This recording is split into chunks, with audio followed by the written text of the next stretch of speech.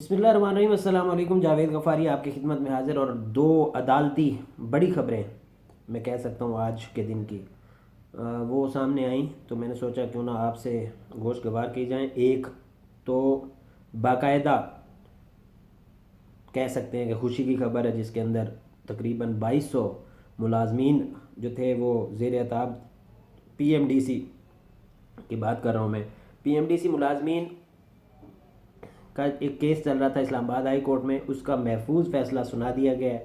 اس میں P M D C تحلیل کرنے کا حکم معطل کر دیا گیا ہے، صدارتی آرڈیننس کو کالعدم قرار دے دیا گیا ہے۔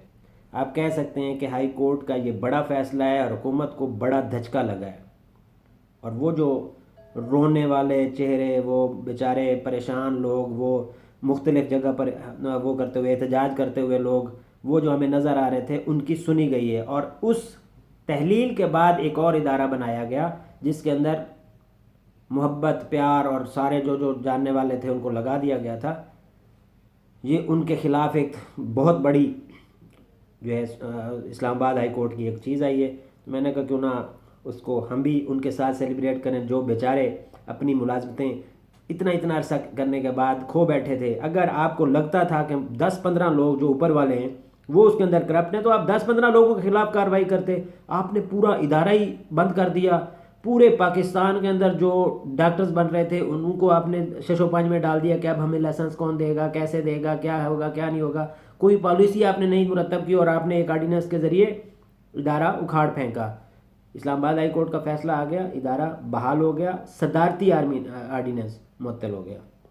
نمبر 2 جو بہت امپورٹنٹ چیز ہے، لاہور میں ثانیہ ماڈل ٹاؤن ہوتا ہے 2014 میں، اس کے بعد ایک مسلسل ہائی کورٹ، سپریم کورٹ، فلانا کورٹ، ڈھمکانا کورٹ، کیڑا کورٹ، تیرا کورٹ، میرا کورٹ، مختلف چیزیں چل رہی تھیں۔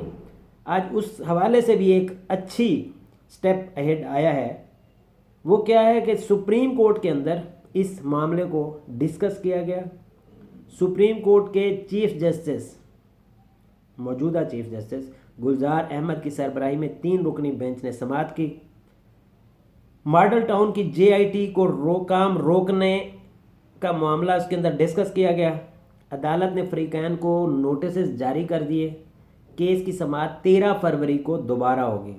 یہ کہہ لیں کہ اس کو کہتے ہیں تیز ترین، جب آپ کو معاملہ کرنا چاہتے ہیں نا تو اس طرح پھر لیتے ہیں اس کو۔ سپریم کورٹ کے حکم پر جے آئی ٹی بنائی گئی تھی، یہ کہنا تھا جسٹس اعجاز الاحسن کا۔ عدالتی حکم پر عمل نہیں کیا گیا، یہ بھی جسٹس سجاد علی شاہ کا کہنا تھا۔ جب گواہان کے بیانات قلم بند ہو چکے تو جے آئی ٹی کی کیا ضرورت ہے؟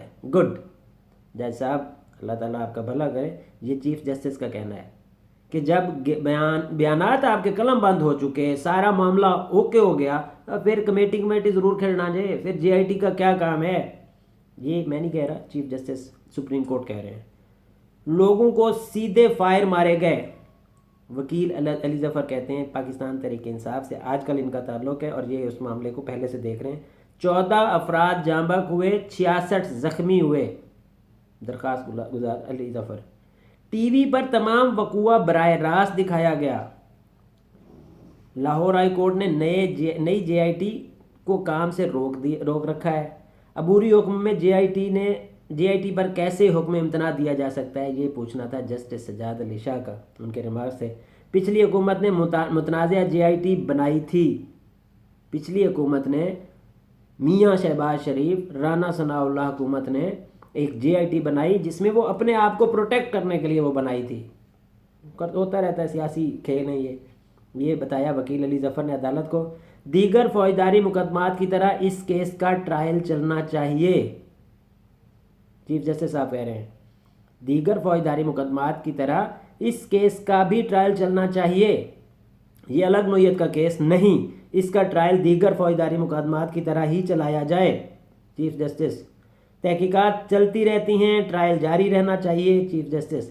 جے آئی ٹی 80% تحقیقات مکمل کر چکی ہے، وکیل حکومت پنجاب۔ عدالت نے فریقین کو نوٹس جاری کرتے ہوئے 13 فروری 2 ڈیز لیفٹ پرسوں طلب کر لیا۔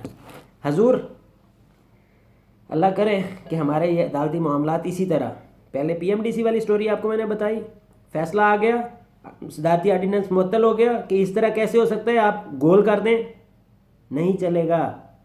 نمبر 2، چیف جسٹس نے جو ریمارکس دیے قابل ستائش ہیں، قابل تحسین ہیں۔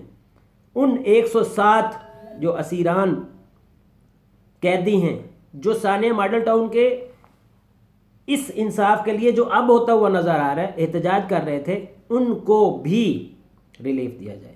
بس کر دیں، کیا انہوں نے احتجاج کر کے کوئی غلطی کی؟ اگر احتجاج کر کے انہوں نے غلطی کی تو 136 دن والا احتجاج آپ کو نہیں نظر آتا، اس کو آپ وزیر اعظم بنا دیتے ہیں، اور جو ان بیچارے مرنے والوں کو جن کو آج آپ جن کی آپ بات سننے کو تیار ہیں اور جن کے لیے آپ نے آج 13 فروری کو نوٹسز بھی جاری کر دیے ہیں، کیا ان کا کوئی ولی وارث نہیں ہے؟ ان کے لیے اگر کسی نے آواز اٹھائی تو اس کو آپ اندر کر دیتے ہیں اور پتہ نہیں 5 سال کے لیے ان کو قید میں ڈال دیتے ہیں، اور اس کے بعد جب وہ بیچارہ ایک ان میں سے بیمار ہوتا ہے تو اس کو آپ ہتھ کڑیاں لگا کے اس کو ٹیکے لگاتے ہیں، سرنجیں لگاتے ہیں، دوائیاں دیتے ہیں، بوتلیں لگاتے ہیں۔ خدا کا خوف نہیں ہے۔ انشاءاللہ یہ جس طرح انصاف کی واپسی ہو رہی ہے سب بہتر ہوگا انشاءاللہ۔ یہ ایک اچھی چیز تھی جو میں نے کہا ضرور پہنچانی چاہیے، عوام کو سمجھ آئے کہ اچھا بھی عدالتیں کرتی ہیں۔ شکریہ۔